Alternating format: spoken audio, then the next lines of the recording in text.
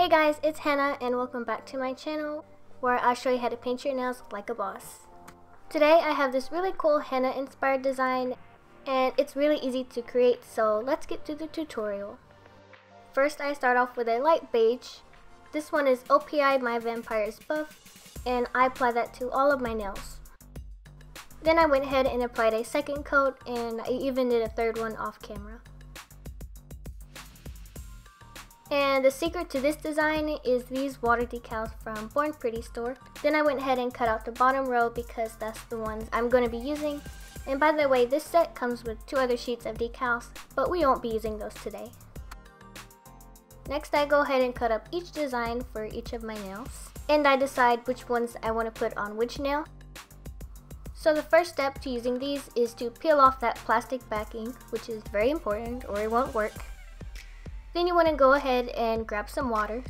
Then I took these pointy tweezers, which are also from Born Pretty store, and then I grabbed one corner of the decal and placed it in the water. And you want to hold the decal and let it soak for about 15 seconds. Then just go ahead and pull the decal out of the water, and as you can see, it's now loose. And then you can take your tweezers and pull it right off. Then simply just place it on your nail. Once you're happy with the placement, go ahead and press around the decal, and that's going to get all the water out and make sure it's sticking. Then you can take some nail polish remover and a small cleanup brush and clean up any excess decal around the nail. And that's basically it, so I'm going to repeat this process for all of my nails, except for my pinky nail. And these are pretty easy to adjust as long as the decal is still wet. And I found if you dip it in the water, you can actually keep adjusting it if the decal gets too dry. And it's basically the same process for all of my nails, so I'm going to go ahead and speed it up a little.